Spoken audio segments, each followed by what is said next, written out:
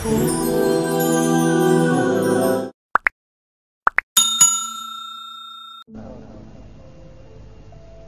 همان ابی هریره هست که قبل از اسلام نامش عبدالشمس بود، بنده آفتاب.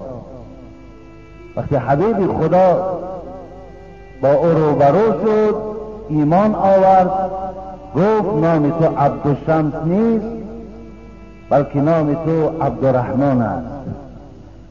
حضرت نام این عبدالشمس که نام غلط بود، نام نادرست بود، دلالتی به مخلوق داشت، حبیب خدا تغییر در آورد.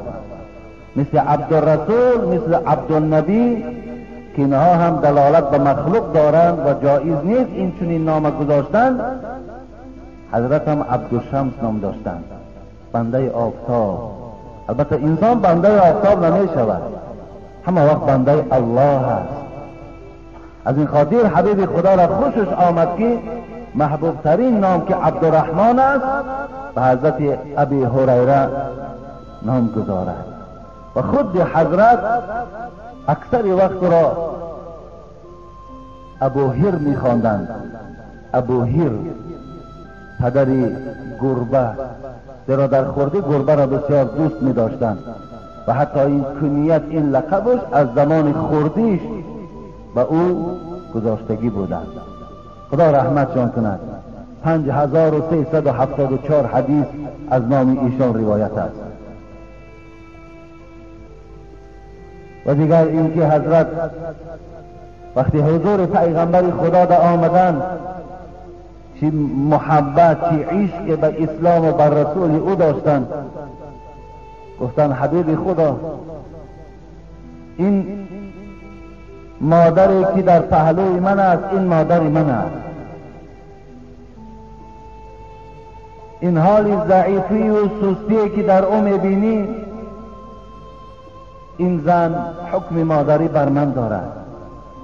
حبیب خدا خیلی خوشنود هستم از دعای با شرف و بزرگ تو این مادر ما اسلام قبول کرد. حبیب خدا یک خواهش دارم از تو، خواهشم همین است که در حق من و مادرم دعا کن که خداوند همین محبت من در دل همه مسلمان های تا روز قیامت خدا جایگیر کند. چه تکلیفی خوب از حبیب خدا کردن. حبیب خدا دعا کن که تمام مردم مسلمان از همین عصر ما تا قیامت مرا همراه مادرم دوست دارند. در صحیح مسلم این حدیث می آید که حبیب خدا دستش برداشت و گفت اللهم حبب عبیدک هذا و امه الى عبادك المؤمنین و حبب الیهم المؤمنین. حبیب خدا را دعاش بود خدایا دعا میکنم که همین بنده تو عبدالرحمن را همراه مادرت محبت اینه در تمام دل مؤمن های تا روز قیامت خدایا جایگیر کن و این چنین محبت همه مسلمان ها را در دل این مادر و این فرزند او جایگیر کن. حبیب خدا دعا کردن. خدا رحمتشان کند. حضرت میگوید باری از پیغمبر خدا شنیدم که میگفت من توضأ فاحسن الوضوء، اگر کدام از بندگان خدا طهارت میکند بعد از طهارت فاحسن الوضوء، ببینید شما حسن هم نه آمد، احسن آمد. ببینید فاحسن الوضوء، در نیکوترین صورت طهارت کند. طهارتاتون در نیکوترین صورت، در بهترین حالت باید که شما طهارت کنید.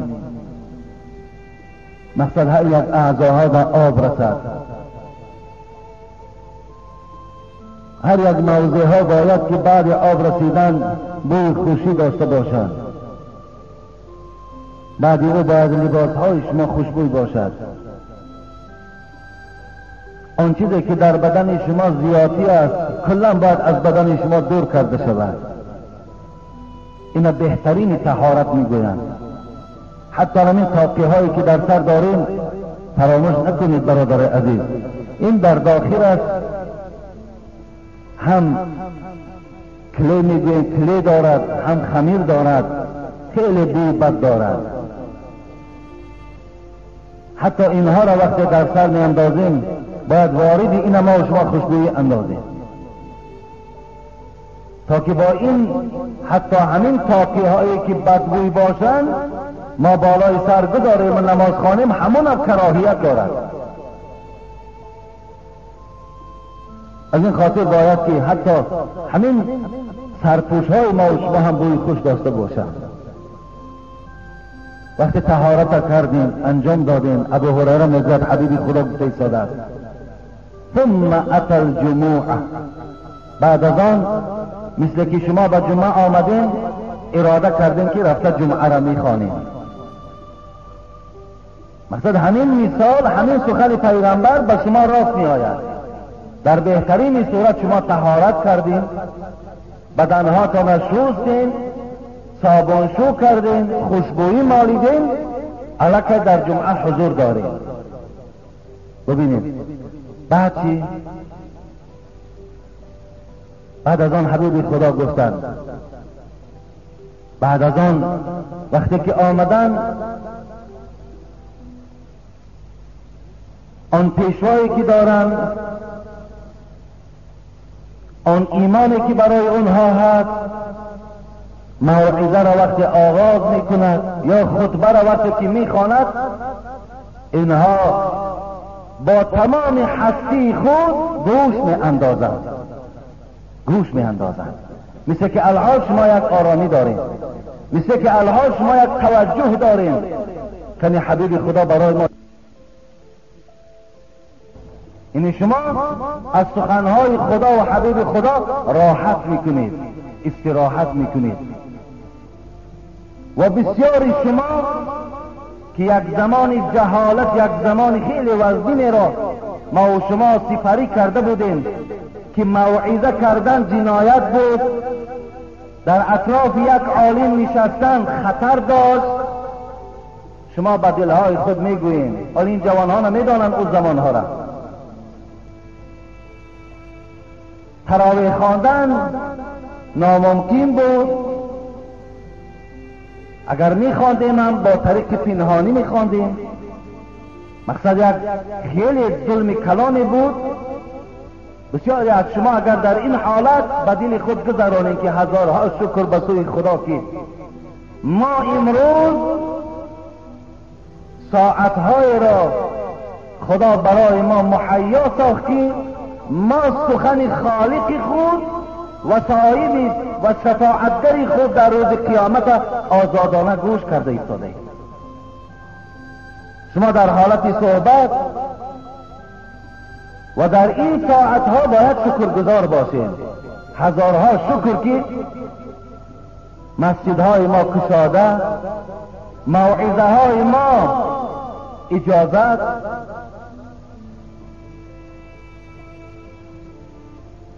اینها در شکرگزار باشیم. وقتی اگر شکر کردیم، در دوام حبیب خدا چی گفتند؟ غفر له ما بینه و بین الجموع، خداوند از جمعه گذشته تا این جمعه مراد از گناهی که در اینجا آمده است گناههای صغیره هستند. خداوند گناههای صغیره شما را مغفرت می‌سازد. به خاطر طهارت خوب، به خاطر آمدن جمعه، به خاطر شکرگزار باشیم که ما سخن خدا و پیغمبر خدا را از زبان عالم هامان آزاد شنیده ایستاده ایم. و من مس الحصى فقد لغا، حبیب خدا گفت کسی اگر در حالت صحبت به سخنهای بی معنی و بی فایده اگر داده می شود، یقینا جمعه او ثواب ندارد.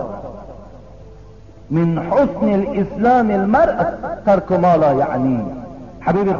حبیب خدا میگوید از بهترین عمل در اسلام این است که انسان سخن بیفایده را ترک سازد. شما برادر عزیز، من هیچ وقت شما را البته شنوانیدنی نیستم و به سوی شما اشاره هم ندارم، لیکن از بس که صدای ما را آینده دیگر برادرها هم که میشنوند، به این خاطر اعلان میکنم که وقتی جمعه، وقتی صحبت، فقط گوشهای شما باید به سوی چی باشد؟ به سوی شنیدنی آن موعظه‌ای که در برنامه همان داملا یا امامی که مسجد هست وجود دارد، تا که این جمعه، ثواب این جمعه از ما و شما دور نشود. از پروردگار خواهان او هستم خدای مهربان آن توفیق و آن هدایتی که خداوند به ابو هریره نصیب کرده بود برای ما بندگانش هم نصیب گرداند. چگونه عشق و محبتی که ابو هریره با رسول خدا داشت، خدا آن عشق و آن محبت در دل ما بندگانش هم زنده گرداند.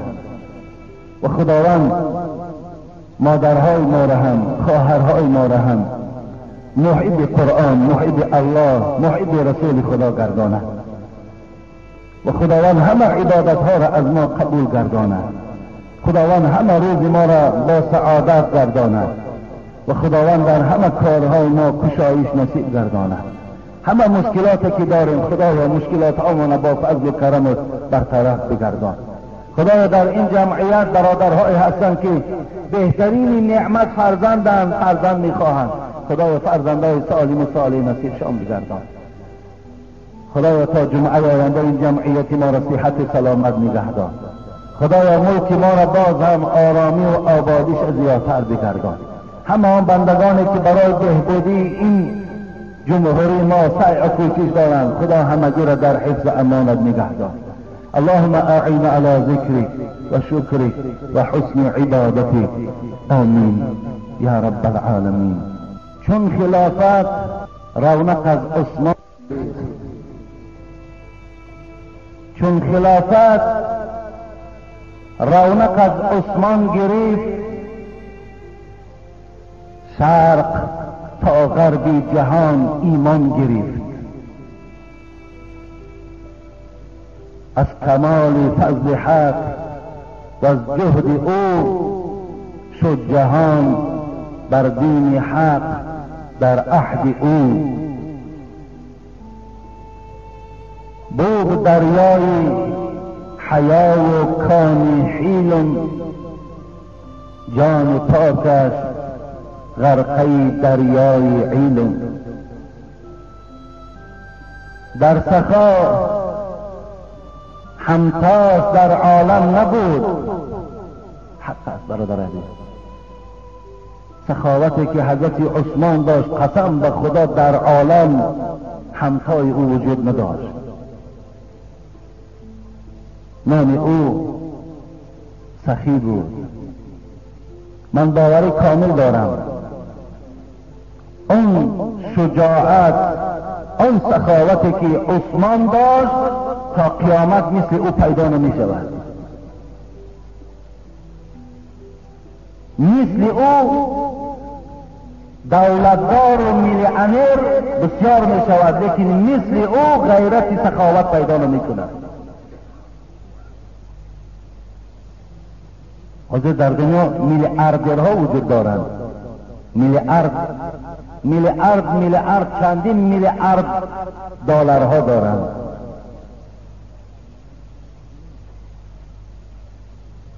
در سخا همتاش در عالم نبود، در وفای دین نظیرش هم نبود.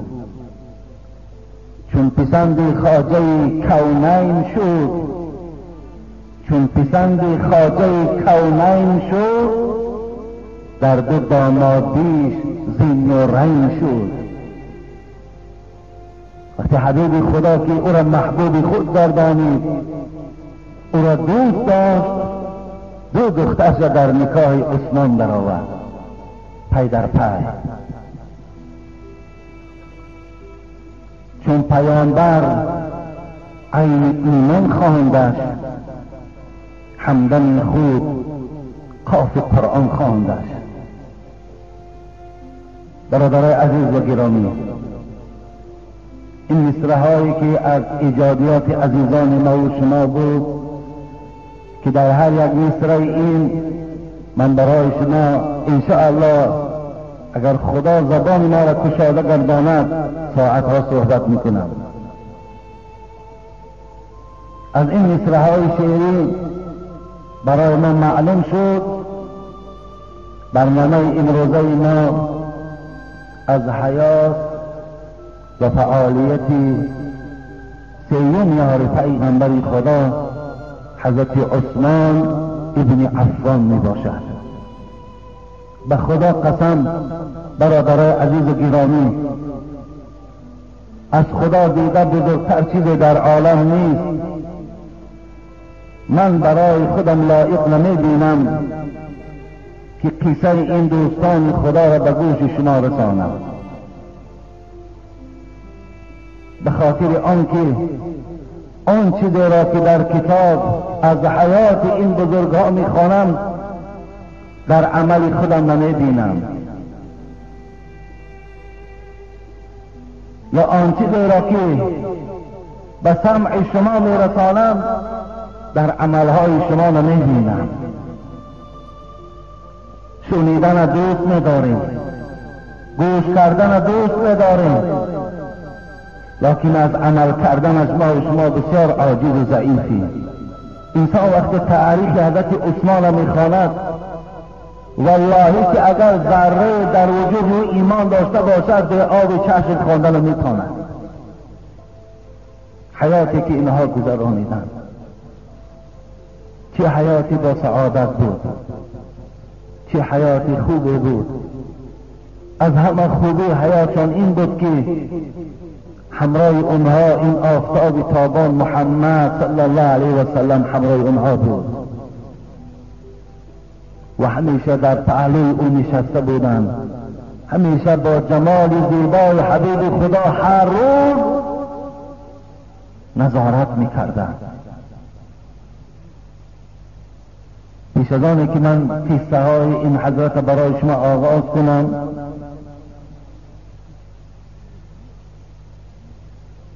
قریب 5 نفر مهمان در این جمعیت نشستند که الحال قبلا 1 ساعت پیش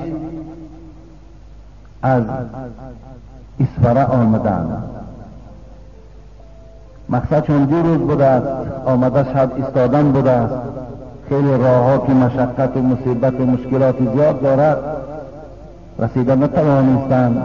الحال قبلا 1 ساعت پیشم همراه ما نشسته بودند، برای زیارت و دیداربینی ما و شما آمدند. پیام سلام زیاد از آن مردم آوردند، چگونه که پیام سلام شما را من هم در ماه رمضان به آنها برده بودم.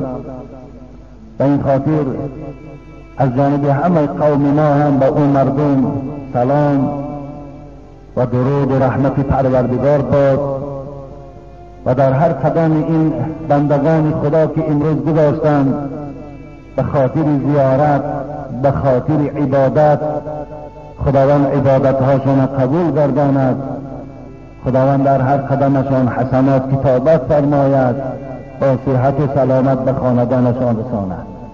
لیکن از من بسیار خواهش کردم اگرچند که موضوع شما هم خیلی مهم و ضرور باشد، 4 سوال داریم، همین سوال های ما را جواب گردان تا ثبت شود و این برای مردم ما، برای قوم ما بسیار ضرور است. سخن ما را رد نکنید به خاطر راه دور آمدن من. ما اجابت کردیم و سوال ایشان پیش خود دارم، میخواهم سوالهایم اینها را اگر چند شاید کمی وقتم گیرد لیکن برای که مفصل بیان کنید شرح دهید گفتن احترام مهمانم واجب است.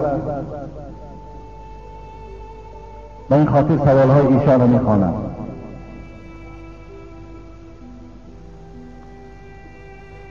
السلام علیکم داملای مهربان.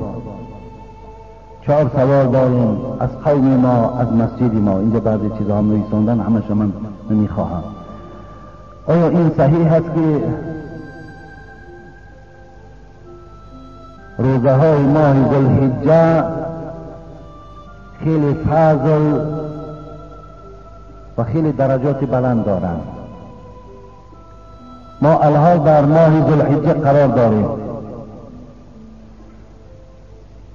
بله، حدیثی هست از ابن عباس که در صحیح بخاری و حدیثی هست از ابی قتاده در صحیح مسلم.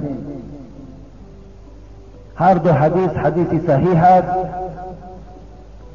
با این معنا آمده است که هر کسی که حبیب خدا در متن حدیث، معناش میگویم، متن حدیث نمیخوانم، حبیب خدا گفتند هیچ عملی صالح به سوی پروردگار محبوبتر و قبولتر از این دهه ذوالحجه نیست گفتند. ببینید، هیچ عملی صالح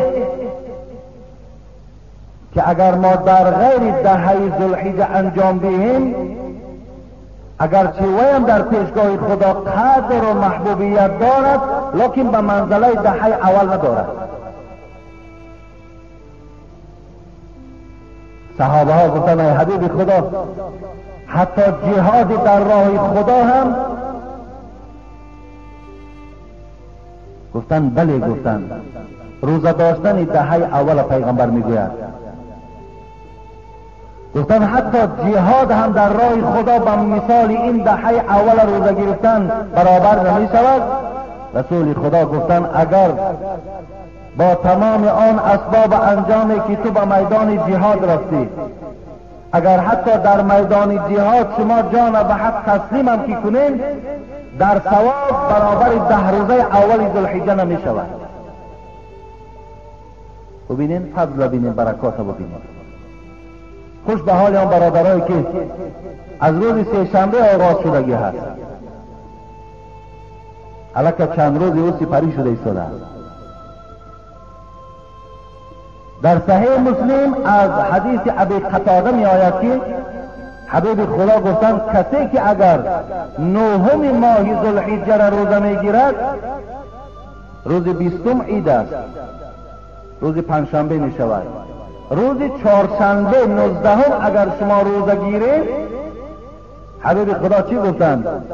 یکفر السنة الماضیة والباقیة. این قدر فضل دارد. کسی روز چهارشنبه 19 همین دکبر اگر روزه میگیرد، حبیب خدا گفتند گناههای این ساله و گذشته سر خدا مغفرت میکند.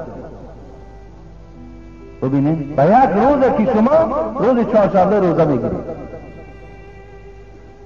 ماضیت و الباقیت، سال گذشته و سالی که تو الک در او حضور داری، این سالش هم میبخشد، گذشتهش هم خدا میبخشد. روز چهارشنبه را از دست نتید، روزش را بگیرید. و اگر کدام تو از فردا هم که روزه گیری، از دهه ذوالحجه حساب میخورد. روز عید روزه گرفتن نیست. روز عید گرفتن روزه منع است. هیچ وقت اجازت نیست که ما روزهای عید روزه دار باشیم. از این خاطر تا روز چهارشنبه را علی خصوص باز چهارشنبه فضل برکاتش برای شما معلوم شد. خب این قدرش فکر میکنم برای برادر عزیز کفایت میکند. دوم، از ما سوال کردند که اولی شبی که در مدینه رسول اکرم در خانه کی خواب رفت؟ وقتی که حبیب خدا از مکه مکرمه همراه اول یار خود خسر خود ابوبکر صدیق وقتی به سوی مدینه رهسپار شدند، خانه و اولاد اجداد ترک ساختند. مردم مدینه چند روز بود که منتظر راه پیغمبر بودند که پیغمبری خدا به مدینه می آید و همه اونها در دل یک ذوق داشتند خدا کند که حبیب خدا در خانه من مهمان شود. هر کس مهمانی پیغمبری خدا را آرزو داشتند. لیکن حبیب خدا وقتی که بالای اشتر سوار آمدند و تمام همون اشرافان مدینه بای و به دولتها پیشواز گرفتند و گفتند حبیب خدا چند روز شد دسترخوان‌های ما در خانه پرتافته شده است، منتظر قدم شماست، میخواهیم که به خانه ما شما مهمان شوید تا که از فیض شما برکات شما ما نور گیریم. حبیب خدا که دید بسیار مردم تکلیف حبیب خدا دارد، گفت من برای شما یک پیشنهاد دارم. گفت چی پیشنهاد است؟ گفت همین اشتر من در نزد دروازه کسی که خواب کرد من خانه همون را مهمان می شوم. وقتی حبیب خدا اشتر مبارک سر داد، نگاه خیلی قدم زد، تمام مردم از پس اشتر می رفت. تنی اشتر در نزد دروازه کی می نشیند؟ آمد نگاه یک میدانی که قریب خانه ابو ایوب انصاری بود که نام اصل ایشان خالد ابن زید بود، نزد همون جمیده نشست. حبیب خدا از بالا سایه نشد، زیرا حبیب خدا میدانست این اشتر از اینجا میخیزد. این اشاره بود که در جای اولی نشستی اشتر باید که مسجد ساخته شود.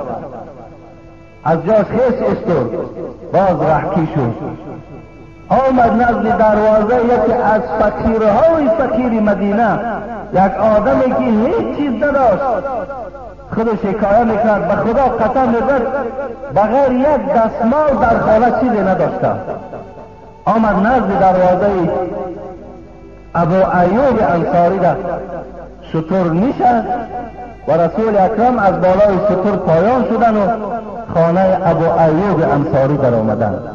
زمانی که در خانه ابو ایوب انصاری در سرخانم نبود، حسد وارد خانه شدن، خود حضرت حکایه میکند که وقتی که حبیب خدا خانه من آمدن، اکنون شما تصور کنید که رسول الله خانه ما و شما می درآید، چقدر فیض است، چقدر بزرگی هست. ابو ایوب میگوید من خود کامل گم کردم، حتی خانه میگه دو قوته بود. اکنون دو قوته هایی که امروز این مستحکم کاری هایی که این قدر صفت هایی که هست این چنین نبود، مگر دو قوته با همون گویم چوبه های خرمایی که پرتافتگی بود، بالای او بام بود و با زیرخانه داشت. رسول اکرم گفتن من در همین زیرخانه تو نشینم. ابو ایوب گفتن قسم به خدا من برداشت نمیکنم که از بالای سر تو رفته خواب کنم. گفتن من هیچ وقت این چیزا طاقت ندارم. رسول الله گفتن سخن ما را قبول کن. گفتن زیرا که نزد من شخصان زیاد می آید، من از بالا پایان شدن برای من مشکلات می شود. به این خاطر گفتن شما بالا را انتخاب کنید. ابو ایوب میگوید وقتی شب شد حبیب خدا در این زیرخانه من خواب کردن و وقتی که ما بالا همراه زن خود بودیم، به خدا قسم تا روز ما خواب نکردیم مگر در یک گوشه میگد این بام رفته راست ایستاده، ما چگونه خواب کنیم از بالای رسول اکرم پشت ما بیاید. به این خاطر در یک بیخی میگد همون بام راست ایستادیم تا سحر چشم ما خواب ندید. سحر شد گفتیم حبیب خدا رحمت و مغفرت کند، خدا قدر از خدای تو امیدوارم و خواهی که همون عبادتهای ما هم لذت و حلاوت پیدا می‌کند. اگر با تحقیق این چهار چیزی حضرت عثمان انجام داد و عبادت او حلاوت و مزه پیدا کرد. حلاوت بودن شما فهمیدی یک شیرینی را میگوید، یک لذت بودن را میگوید. مثلا ببینید یک آدم یک ماشین هم که اگر برد حماساش میگوید از زیبایی ماشینش حلاوت میبرد. اگر یک خانه زیبا اندازد از خانه زیبای او هم خودش حلاوت میبرد، هم تماشاگی نباید که نگاه میکند چی خانه زیبا بوده، حتی تمنای همون خانه زیبا را میکند، مثلا حلاوت میبرد.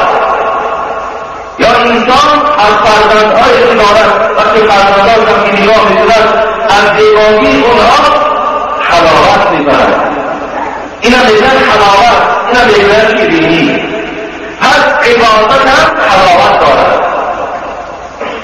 ما که حلاوت عبادت نشنیدیم، ما که به حلاوت عبادت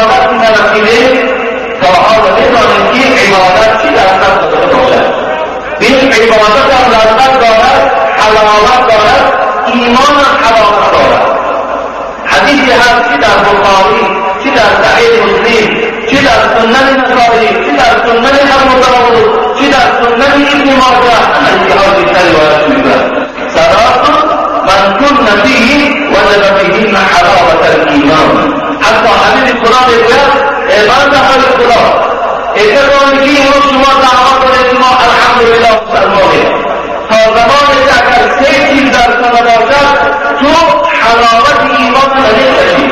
ببین ایمان حلاوت پیدا میکند تا زمانی که کار نکنی یا آن شارطی که حلاوت عبادت است و یک جانب داره میاریم به حلاوت ایمان چی حلاوت دارد؟ چکار کنید که ایمان ما حلاوت داشته باشد؟ چکار کنید؟ حبیب خدا خود در راه امین است ان یکون الله و رسوله احب الیه مما سواهما. یکون این که شما خواهید که ایمانهایی که به خدا دارید، همون یقینی که به خدا و پیغمبر روز قیامت دارید، خواهید که همونها پیدا شود، خواهید که شما ایمانداری و مسلمانی دارد حیث کنید. اما آن زمانی که الله و رسول او از پدر و مادر، از فرزندها، از رفیقها، از کل عاجزی که در دنیا دارید اگر محبوبتر ندارید ایمان به حلاوت پیدا نمی‌کند. تا اگر الله و رسول او محبوبتر از تمام عاجزی که هست، این امروز ما و شما پول دوست داریم، زندگی را دوست داریم، حیات را دوست داریم، جان ما را دوست داریم، زن ما را دوست داریم، فرزندها پدر و مادر را دوست داریم. اگر که از اینها خدا و پیغمبر محبوبتر نداریم ایمان تا لذت ندارد، ایمان تا حلاوت ندارد. برادر عزیز و گرامی،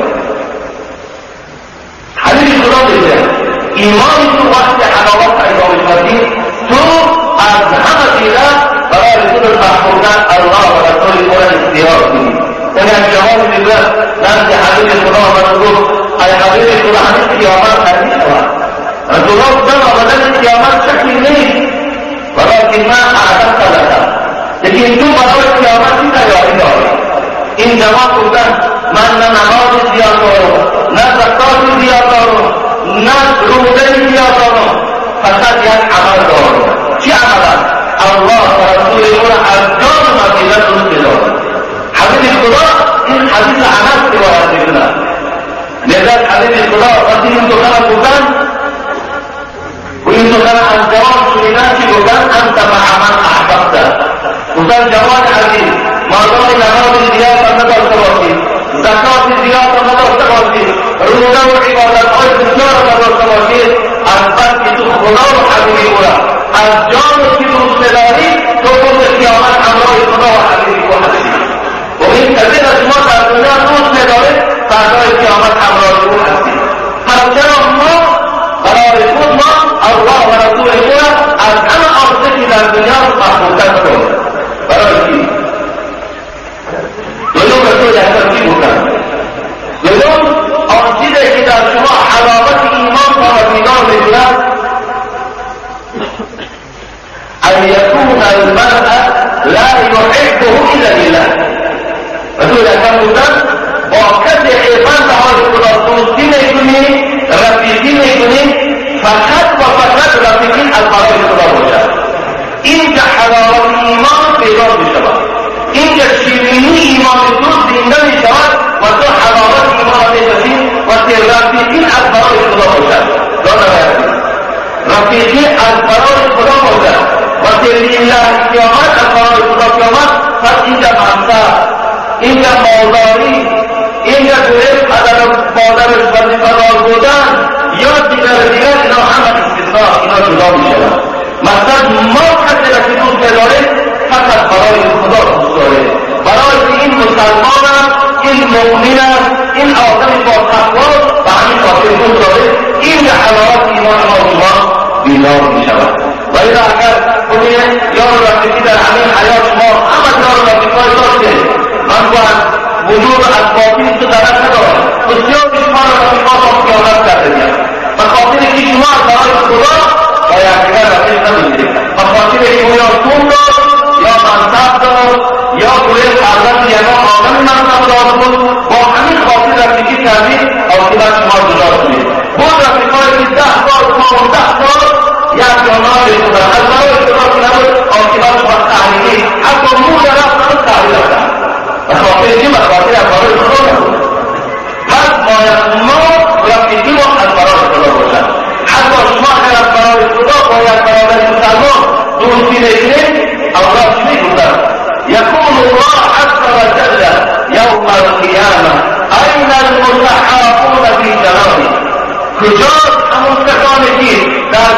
پیشی کردن خاص از برای پروردگار. کجا؟ این حدیث مسلم است. الله چی میگفتن؟ اليوم اظلهم في ظلی یوم لا ظل الا ظلی. رواه مسلم.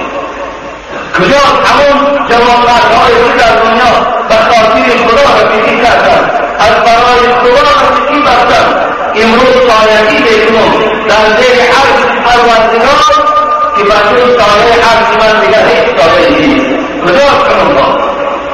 در دیگر حدیث که ترمذی روایت می‌کند الله می‌گوید یقول الله عز وجل این المتحابون فی جلاله.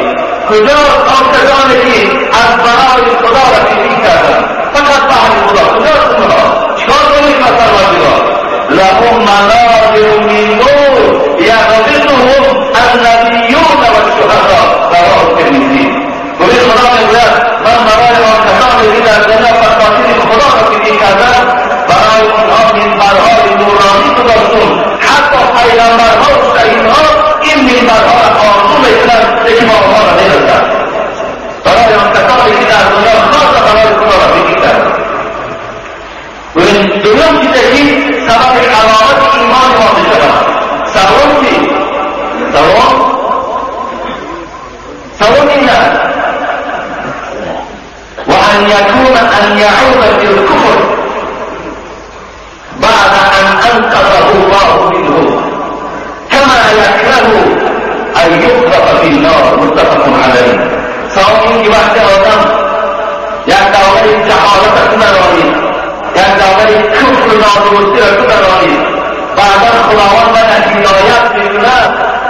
ببین بعد این خداوند هدایت میکند هیچ وقت دیگر تمنای اون زبان جاهلیت و کفر را به زبان میارد.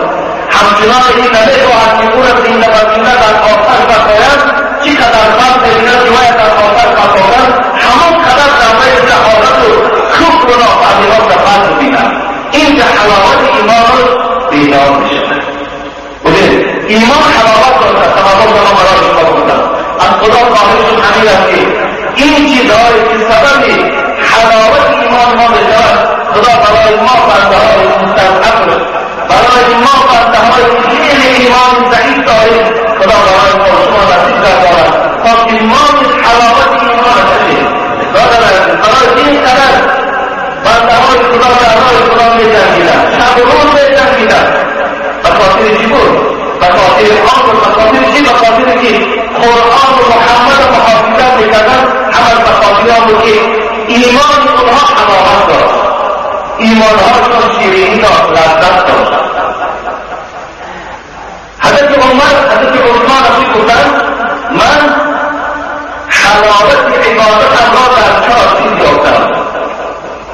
حضرت عثمان من از روی این سخن‌هایی که میگوید شما حکمت دیگر دارد کنید. از سخن‌های حضرت عثمان بها گیریم که عثمان کی بود؟ او حضرت سعدی میگفت تا من سخن نگفته باشد عیب و هنر از نگفته باشد. ببینید تا اگر من سخن نگوید علم و ادب و اخلاق و رفتار را سلوک دارد.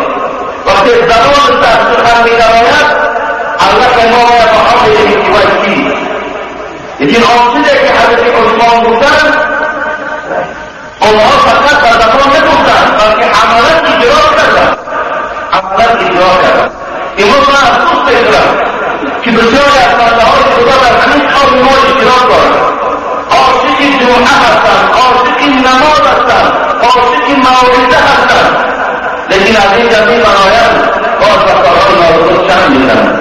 ببینید در من تلفن می‌کنم اکنون سیر شما را من فقط از تلفن می‌گویم می‌گویم که در همون نزدی تو در زیر همین صف اول و دوم که آدم‌ها نشسته‌اند جمعه هم نمی‌خوانند، موعظات را گوش می‌کنند، لیکن واقعا یک مرد بیگانه زنا می‌کنند.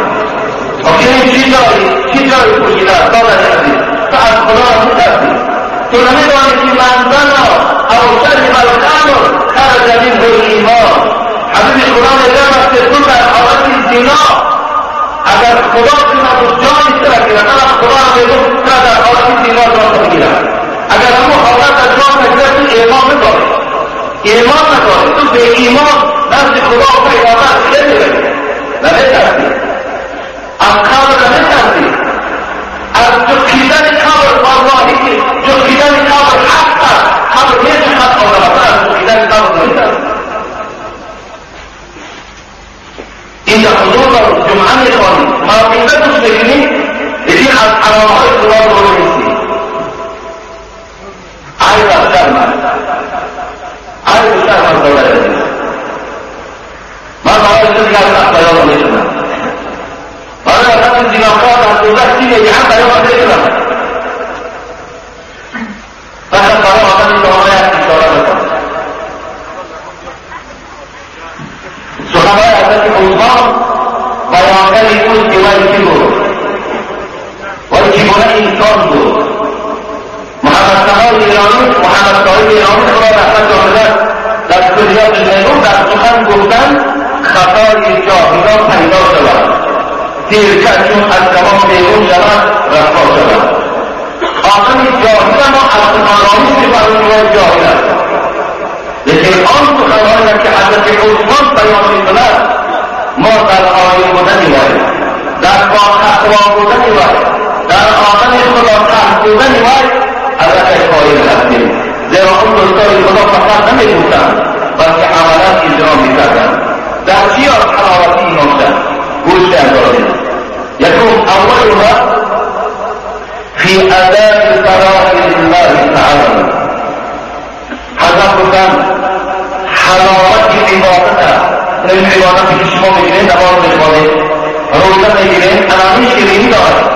خدا رحمت کنه در صبح آخر حسن روایت می‌بندید وقتی وی از نماز فارغ میشد می‌پرسیدمش در حالت نماز خود از چه علم بگیرید؟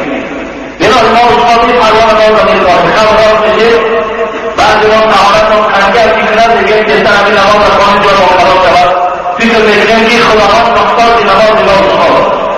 حالا می‌دانیم که برای جان خود ما با الله به نیاز است، والله که اگر کل دنیا از خدا می‌گردد الله بگوید من غنی هستم، من پروایی ندارم. اگر کل دنیا از من می‌گردد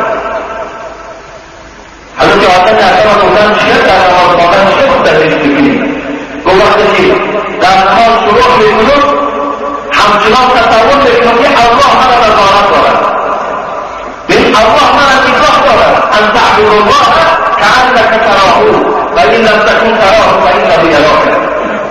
خدا را همچنان عبادت کن که گویا که خدا را ببینی، اگر خدا را نبینی خدا را ببیند.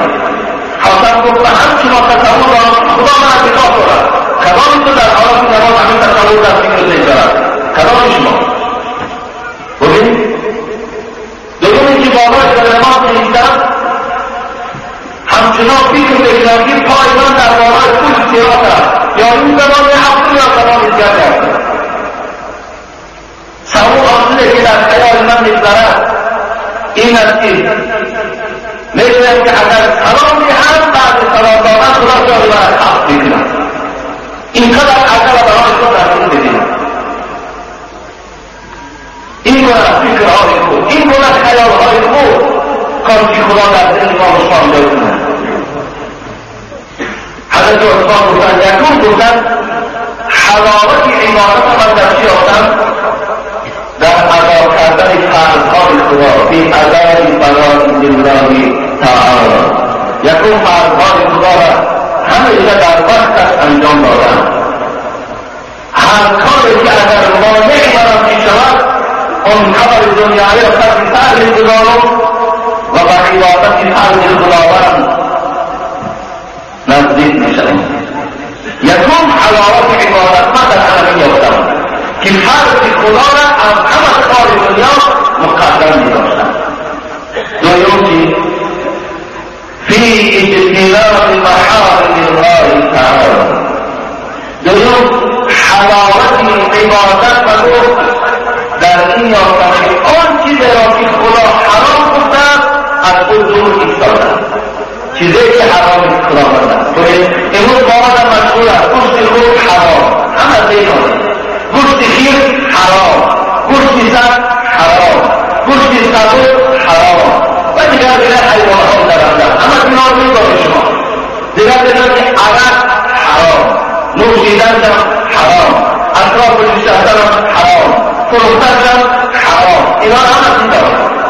در برابر این غیبت از حرام، در برابر این برابر که خدا توفیق جهت نده دارد که هست زنا هم حرام، زنا هم حرام. در برابر این حسد ورزیدن با یک برادر مسلمان حرام، کینه گرفتن نسبت به یک برادر مسلمان حرام، دروغ گفتن حرام، خیانت کردن یک برادر مسلمان حرام. اینا حرام هستند. چه گوشتی خوب چه این راه هم باید برابر هستند. حضرت عثمان گفتن از تمام آسیب خدا حرام رو دور ایستادن شیرینی عبادت من حیث کردن، لذت عبادت را دهن یافتن. برای این ما عثمان بین فرمودن نماز بکنیم به خاطر این فردا ما در وقت استدفاعیم، به خاطر که اگر از بعض حرامهای خدا رو باشیم و بعض ما در ذکر باشیم. سوابی گفتن حضرت فی الامر بالمعروف ابتغاء ثواب الله. بدین اول گفتن ثواب چیزی که سبب حلاوت عبادت منظور این است که من فمنتهای خدا پند و نصیحت کردم فقط از برای خدا، پند و نصیحتم فقط برای خدا بود، یکان غرض، یکان نیت، یکان شرف من نمیخواستم، فقط موعظه از برای خدا، فقط پند و نصیحتم برای بنده‌های خدا از برای خدا. چهارم حضرت بودن فی نهی عن المنکر اتقاء غضب الله. چهارم گفت مردم از حرامهای خداوند خبردار کردن فقط به خاطر اینکه ترسن از غضب پروردگار. به همین خاطر چهار عملی که انجام دادن بعد اینها را انجام دادن عبادت و حلاوت داشت، عبادت و شیرینی داشت. چند سال ما عبادت داریم، چند سال شد الحمدلله ما آوریده کنیم، چند سال شد در روزهای وقتهای ما شده. اما زمان آمدنی باید ایمان ما حلاوت داشته باشد، باید عبادت ما حلاوت داشته باشد.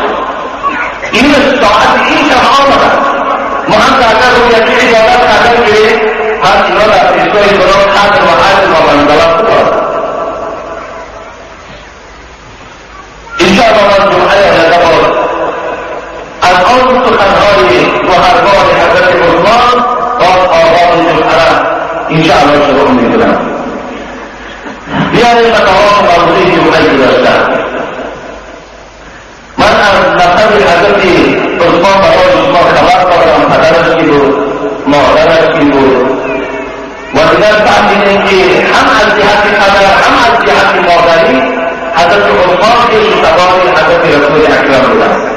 ببین بابای سیدون عبدالمناف رسول اکرم، بابای حضرت عثمان هم بود و اموال مادر حضرت عثمان هم بابای چهارمش عبدالمناف بود. و این خاطر هم رسول اکرم از تعلیم پدری و هم از تعلیم مادری حضرت عثمان که شتبان بود. روایت‌ها حدیث از 5 سال 6 سال از رسول اکرم خورتر بودن. قدر لیاقت داشتن، ریشی کلام داشتن، چهرهشان نسبت کم زرد بود و در رویهای حضرت کم آبیده بود. بسیار سینه فهم داشتن، در دوره‌های هم جهالت و بی‌انصافی‌شان بسیار آدمی صحیح و حلیم بودند و پدرشان بسیار آدمی دولتمند، بسیار آدمی دارا بودند. عثمان در همون زمانها که علمی نویساندن و خواندن خیلی باید که علمی بدن بود و هر انسان این گرفتن رو می‌توانید. برای عثمان پدرم این شرایط را مهیا کرده بود. حضرت عثمان هم می‌خواند هم می‌نوشت، زیرا که در روایت‌ها داریم بعد وقت خاطب وحی الهی حضرت عثمان بود. حتی وحی که از جانب خدا تعالی و جبرئیل رسول اکرم این علامه تحت پارده و نمی‌خواند می‌توانید عثمان امر می‌کرد که بروید آنچه که من برایتون می‌گویم که این هم صفات و منزلت آدم‌های خاتمای وحی در آیات قرآن آمده است. حضرت لقب داد به نام نورین که من برای شما این بیان کردم، تاریخ دو نور که این دو نور رقیه بود که ما با رقیه میگویم یا ام کلثوم. این دو دختر پیغمبر خدا نوبت به نوبت در دست حضرت عثمان بود که دیگر گفتیم که اینا اولا کلیدهای ابولهب بودن که اینجا حکمت بود. وقتی سوره فقط حبت یده ابی لهب و تب نازل شد، ابولهب مردمان بود علما و خیبر دعوت کرد و بود این دخترهای محمد ترک دادگی و میگوید که خدای من برای تو لعنت فرستادم، برای تو حلاکت فرستادم و این خاطر اگر فرزند من باشه این دخترها شما خلاف نیست. و اونا همچنان هم کردم و کیسه خیبر برای شما نیکاره مانده بود که این بدبخت واضح آن که هم دختر پیغمبر خدا را خلاف دیدند، حضرت حبیب خدا آمد و گفت ای محمد بود دختری که من طلاق کردم. دیگر این که آن جبرائیلی که از تو میآید من باید باور ندارم و دیگر این که معراجی که تو رفته بودی و تو دعوا داری که من معراج نزد الله رفتم و من تکذیب میکنم، من به خدای تو کفر میورزم، من به قیامت تو ایمان ندارم. این سخنهای نامات پیغمبر رقیه بچه ابولهب بود. نزد رسول اکرم برای دل پیغمبر خدا غمگین شدن، برای حبیب خدا را ناراحت کردن، این سخنهای ناشکر را میگفت. چگونه که من برای شما بنابر توضیح مانند حکایت کردم که من ناراحت بشای وقتی که از برادرهای همشهری خود و هم ملت خود وقتی بشنویم که ملت مسلمان پیشروی ندارند تا زمانی که اینا 5 وقت نماز میخوانند. وقتی 5 وقت نماز خوانند از کجا اینا طرف ایجاد میکنند؟ این خیلی سخنهای زدن. برای عزیز و گرامی نماز که هیچ کاری دنیا را به خدا نگرفتند، هیچ کاری دنیا را. رسول اکرم از این سخنهای این بدبخت حسین ناراحت شد و در آخر حسین آب لحاظی خود از جمع کرد و چهره مبارک رسول اکرم حواله کرد. مفسران قرآن میگویند الحمدلله که این آب لحاظ قریب این صادق و چهره پیغمبر نرسید، لیکن حبیب خدا تحت قلب الکفر اللهم صل علیه کلبا من کلابه، خدای دعا میکنم از تحت تیغ را میخوانم و این سگی که جانب من روان کرده و این سگ را از دندان خودم مصابت کردم دعا کردم. دیدین اکثر میدن این حسین همراه خبر خود ابولهب برای تجارت شام رفتند و در یک دیاری رسیدند و همانجا شورها را کار باردن بودن استراحت میکنیم و بسیار تحقیق کرده و رفیق فرزند را که بسیار محافظت کنه تا که فرزند ما در یکان حاضر نرسد. خواست خدا که بود اگر خدا خواهد هر چیزی را که الله خواهد را انجام میکند. بابای مشترها تقریبا شعر میگوید نزدیک حسین آمد و در بین همون فعلوی رفیقاش میگه باید فاقت و از بین مرامده رفت و هر فقط جسدی تیکه تیکه و یافت به خلاص. بعد از این حدیث خلاص بودن این دخترها این نور چشمای پیغمبر حبیب خدا اولا رقیه و نکاح حضرت عثمان درآمد. تا اون زمان کنیت لقب عثمان میدن ابوعمر بود و که از رقیه دختر پیغمبر که فرزند یا خدام عبدالله لقب حبیب خدا تغییر داد، تو ابو عبدالله هستی، یعنی تو پدر عبدالله هستی. تاریخ تقریب نبوتی حضرت عثمان 11 دختر داشت. از این وقت که جنگ بعد شروع شد اگرچه حضرت عثمان شامل این جنگ بعد نبود، لیکن حبیب خدا از همون مال غنیمتی که در بعد قدم آورده بود شاهدی همین غزوه بدر خان، اشتراکی همین غزوه بدر خان برای او هم از مال غنیمت داد. زیرا که حدیث خدا این حدیث بخاری است، یک شخص کامل دارد که عثمان در جنگ بدر اشتراک نکرد. جنگ بدر بسیار جنگ وزن رو داده است. پدران عزیز، جنگ بدر بسیار جنگ مشکل بود. صاحبان تاریخ میگویند در جنگ بدر از جانب پیامبر خدا همگی 313 یا 314 یا 317 نفر بود خلاص. دو اسب داشتن دیگر، یکی از زبیر ابن عوام بود، دیگر از مقداد ابن اسود. همگی 70 شتر که بالای اون تکت می‌نشستند. با این قدر نفر الحمدلله کیسه قرآنی است، کمک فرشته‌ها حبیب خدا اینجا در برابر بلند آوردند.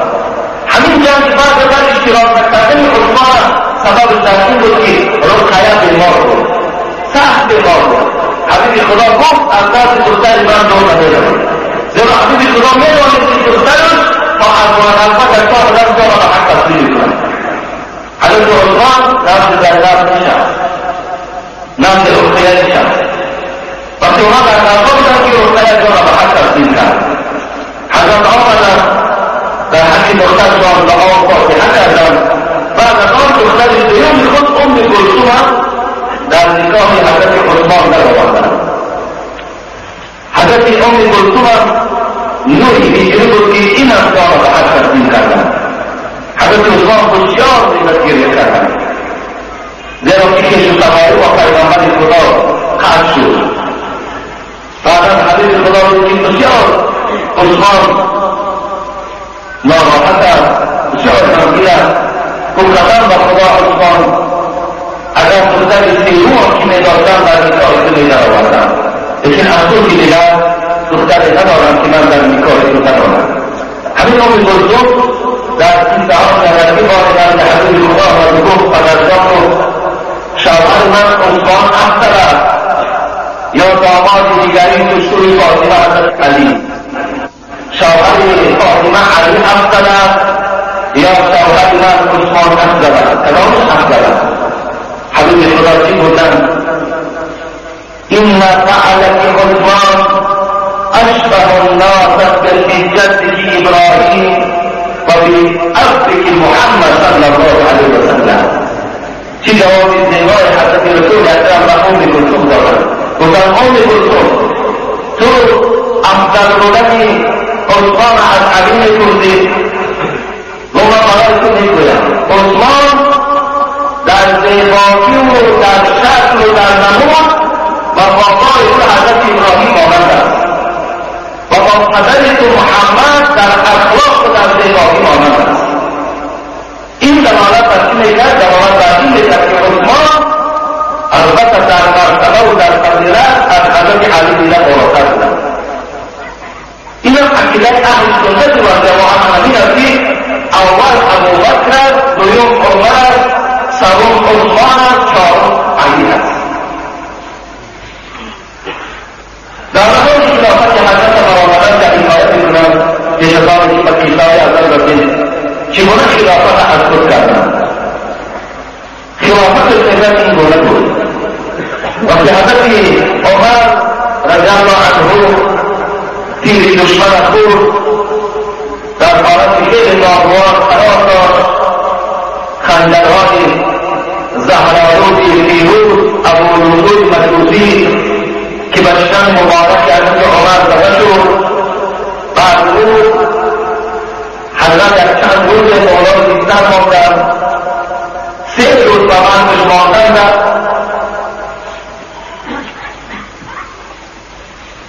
همان اصحاب نزد حضرت عمر آمدند، گفتند ای خدا تعالی شاید که خدا جان تو را تحت کند، خواهش ما همین است که بعد سر تو کی در خلافت نشیند؟ کی در خلافت؟ اشاره کنه خواهش که داره باید در خلافت کی نشیند؟ حضرت عمر می‌دانست که خیلی این پیر اسلام بزرگ شده بود، دیگر این پیر روش شکسته بود، ایمپیر فارس شکست داده بودند. اکثریت دنیا زیر تسلط اسلام قرار داد و از این وظیفه خیلی سنگین هر کس برآمدن نمی‌توانید. باز برای این وظیفه را ادا کردن مثل عمر آدم جسور و با غیرت در کار بود. و این خاطر حضرت عمر چیزی بنا نکردند، از روی انصاف چیزی نگفتند، خاموش ایستادند. اصحاب پیغمبر باز پرسیدند، عمر گفتند اگر کسی را تو انتخاب نکنی شاید بعد از خود تو باز نزاع و اختلاف بین مسلمانان زیاد شود و این خاطر از تو خواهان کی ارزنده خلافت دارد. حضرت گفتند از اولاد حضرت عمر همیت عمر بسنده است که مسئولیت این قدر بندگان خدا را پس کردن گیرید. این 13 سال خلافت کردم در پیشگاه خداوند به خاطر این خلافت و این رهبری روز قیامت پرسیده می شود همینش برای من بخر بود، بیاید برای آزاد نمید تا که من کسی را برای شما انتخاب نکنم و فردا اگر وی مقامه‌ای که از عهده کارها برآید و باز در پیشگاه خداوند را در قیامت ماند. گفتم علیه خدا گفتم فقط و فقط پیشنهاد شما بسیار ضرور است و یکی از اونها بزن از جای تو که او من یک خارج دارم کمک تو چی خارج داری؟ او میخواهم فرزند تو عبدالله در کرسی خلافت نشیدند. حضرت عمر بسیار ناراحت شدند، گفتند قسم به خدا این سخن را از برای خدا نگفتی. من نمیخواهم که فرزند من در خلافت نشیدند، هیچ وقت نمیخواهم. از خاندان عمر همین یک عمر بسر بودند، نمیخواهم بودند. یکی برای شما پیشنهاد میکنم، پیشنهاد من این است 6 نفر را انتخاب کنید. یکم عثمان ابن عفان، دوم علی، سوم سعد ابن ابی وقاص، چهارم طلحه، پنجم زبیر، ششم عبدالرحمن ابن عوف. این 6 نفر شخصانی هستند که تمام مردم مسلمان اینها را اعتراف میکنند، اینها را دوست میدارند و سخن اینها عمل میکنند. از بین اینها کدامی را که انتخاب میکنید مرحمت بکنند و حتی یک سفارش دارند. این کرامات عمر بودند. گفتند من کسی روزن از دنیا نمیگذرم، لیکن مشورت در بین این 6 نفر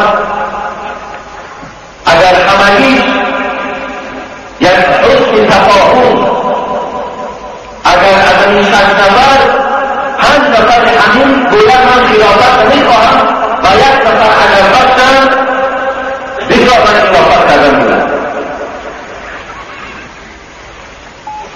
لیکن فقط من از یک چیز از سرسان هستم که در مسئله در خلافت نشستن اختلاف و نزاع نبرده تا که دشمنان اسلام از این ساعتهای شما استفاده ببرند.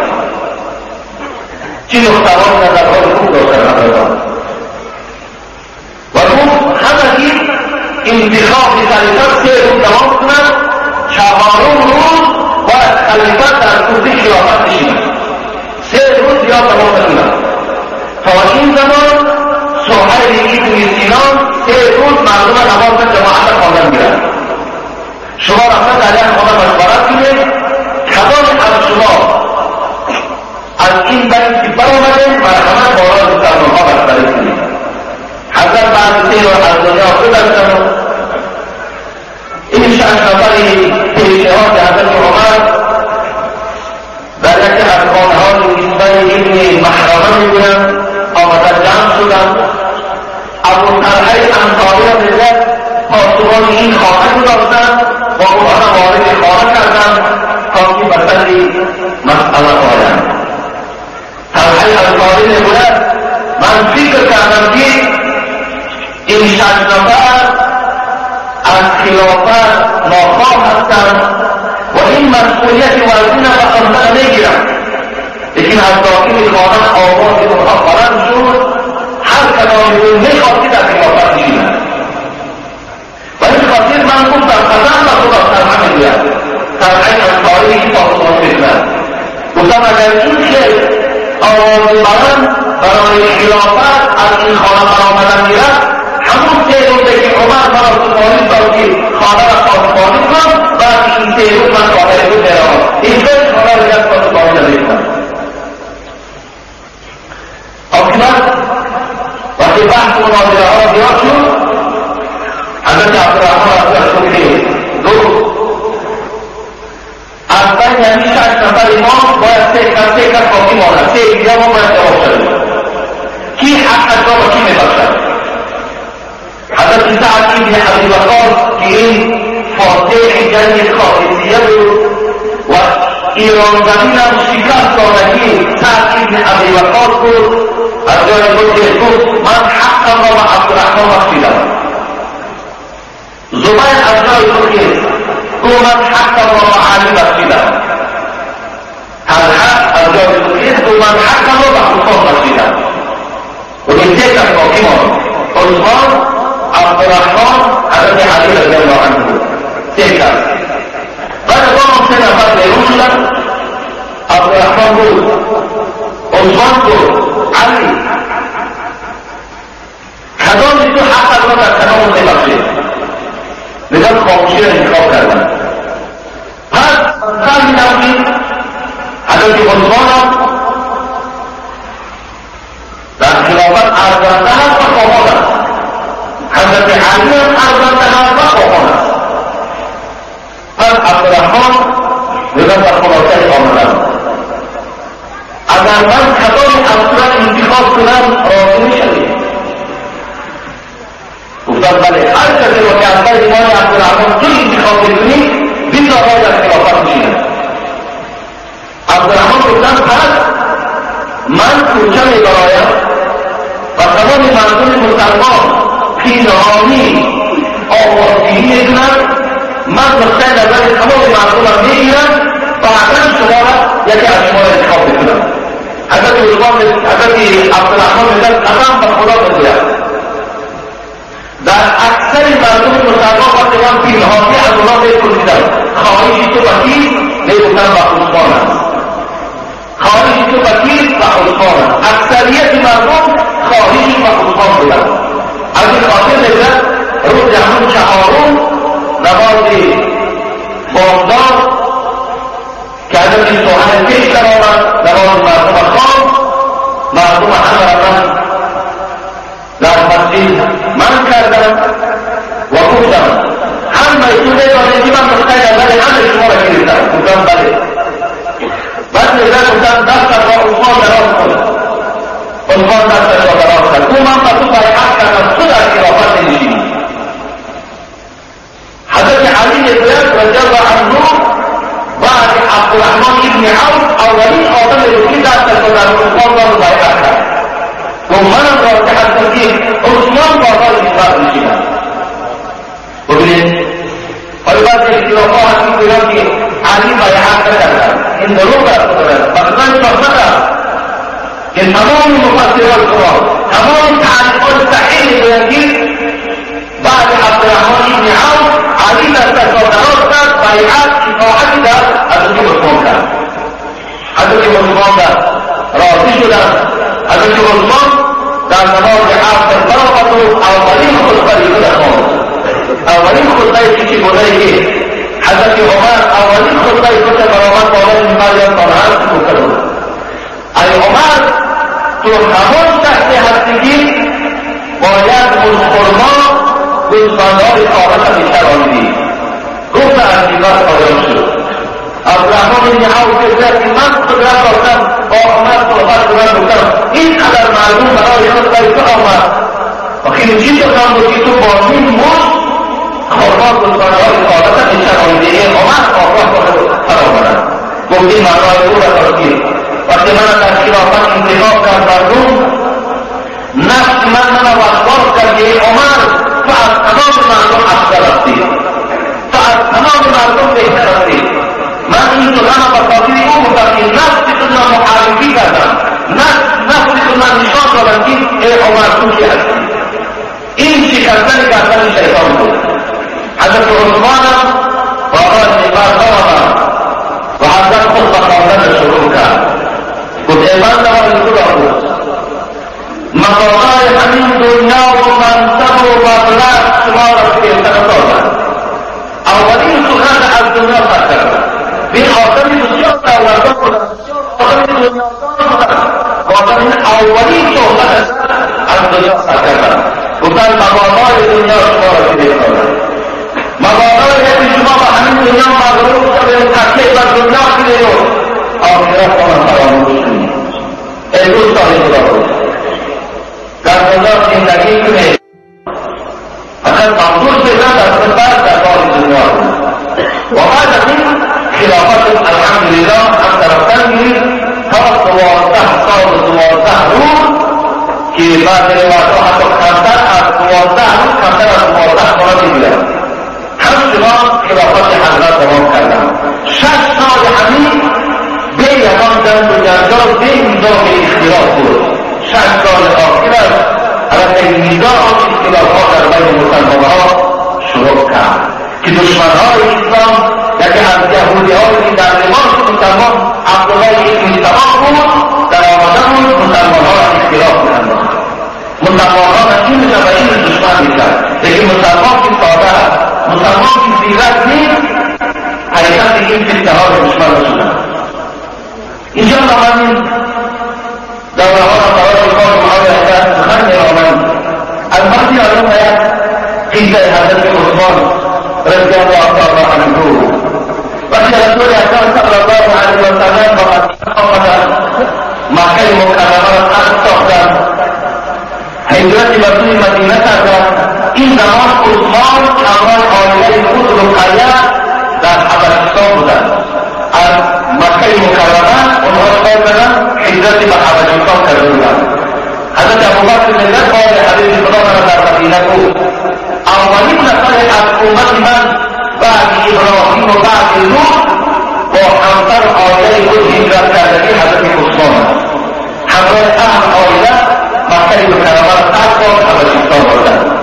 از اونجا امتیاز کردید موضوع از همون حبشستان وقتی رسول اکرم مدینه را رسیدند باز حبشستان را ترک کرد حضرت و مدینه آمدند.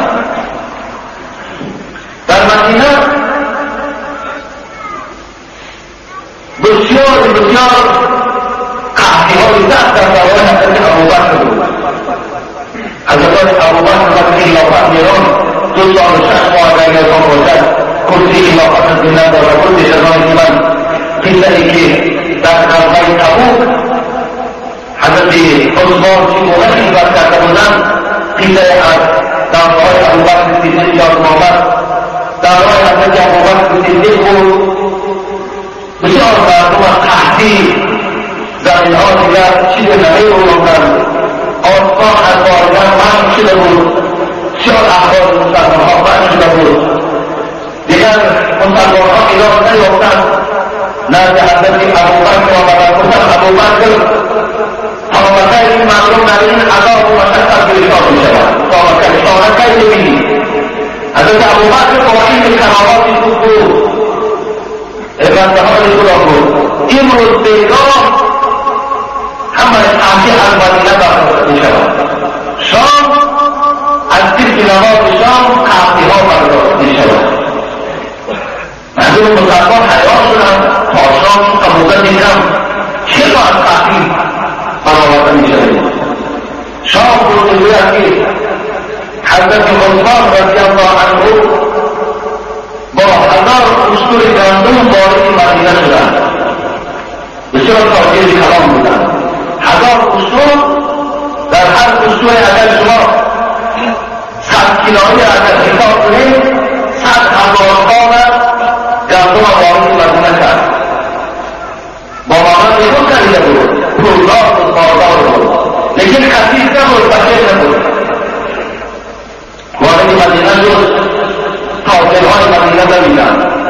جلال عثمان گرفتن. عثمان گفتن نفس نوا میکنید. گفتن باید شما خیلی گفت در هر یک درهم 50% میگیریم. بودن در یک تمامی تقدیمی 50 درهم میگیریم. 50 پوینت میگیریم. گفتن نه. گفتن اول که ما باید تقدامات تقدیمی هزیه باید بیشتر میگیرد. گفتن در یک 60% میگیریم. گفتن باید بیشتر وعده کرده. در آخر تاجرهای مدینه ما هستیم، پولدارهای مدینه ما هستیم. از ما ندیدن که دیگر تاجر نیست و هیچ نقص پایین 60% نیست در این جایی که تاجر کرد. گفتن در یک درهم 70% میگیریم. گفتن نه. گفتن کسی هستیم در یک 100 میدهد. در یک 7 میدهد. گفتن ما باور نمی‌کنیم. گفتیم مردم مدینه فقرا و مساکین سجده و درسته همه آگاه باشید که همین 1000 قصوری که من از گندم آوردم کردم برای فقرای مدینه بخشیدم. همه اینا من در راه خدا بخشیدم. اینا من نیتم همین است که با پروردگارم تجارت بکنم. همه که آگاه باشید. 1000 قصور گندم در راه خدا بخشیدم. عبدالله بن عباس میگوید من همان شب خواب دیدم. عبدالله بن عباس همان شب خواب دیدم. در خواب نگاه کردم پیغمبر خدا بالا یک اسب سفید ترکی خیلی اسب زیبا بود در باغ‌های جهنم می‌دوام. خیلی صورتی زیبا. وقتی من حبیب خدا را دیدم عبدالله بن عباس میگوید گفتم ای نور شخصی من ای حبیب خدا پدر و مادر و زیارتم شما وقتی من اشتیاق زیارتی دارم خدا و تو حضرتی دارم. حبیب خدا میگوید در جواب من گفت این شخص گفت 1000 قصور عثمان در راه خدا خیر کرد. از این خیر عثمان خداوند خوشنود شد. خداوند راضی شد و در دهیش یکی از بهترین حورهای جنتی را در نکاح عثمان خدا می‌دارد. حرکت من برای این است که من در محفل و در توی عثمان در جنت اشتراک کنم. من در این محفل در این توی حرکتی که حور و از حورهای جنت در نکاح عثمان خدا می‌دارد من برای اون اشتراک می‌کنم. این از فضیلت حضرت عثمان رضی الله تعالی عنه. خدا رحمت و مغفرتش کنه. از خداوند من خواهان و هستم. از خداوند مسئله دارم که دولتدارهای ما را خدا مهربان اقلا حد اقل یک حصه‌ای حضرت عثمان را نصیب کردن. کار که اینها هم بیدار باشند. کار که اینها هم خیرخواه مردم باشند. کار که اینها هم غم فقیرها و مسکینها را کنند. کار که مردم ما را از کم بضاعتی و از تنگدستی نجات دهند. چگونه که غم جان خودشان را میکنند. چگونه که برای خودشان استراحتگاه و برای خودشان راحتگاهها تیار میکنند در برابر هموند اشارهها و مسکینها را کنند. انشاءالله این حالت این برای این برابر دولتدار ما هم خداوند در بهشت برای او حور از حورهای جنتی را نصیب می‌کند. وآخر دعوانا أن الحمد لله رب العالمين. إن شاء الله من جمعه آینده از قصه های این حضرت بازارها شما حکایت میکنم و این دوست خدا و این مجاهد برای حق ادام شما ان شاء الله شناخت میکنم. فقط به خاطر آن شناخت میکنم که در برای از بعض احادیث های وجود دارد. بعض باید فتنه اندازها و بعض شخصانی که میخواهند که نسبت حضرت ابوبکر، نسبت حضرت عمر، نسبت حضرت عثمان بعض روایت‌های نادرست را به گوش شما رسانند و شما را دشمن آنها تیار کنند در دل شما نفرت انگیزند نسبت این سیار پیغمبر. و خدا قدر فقط مقصد از همین است که همین قصه‌ها و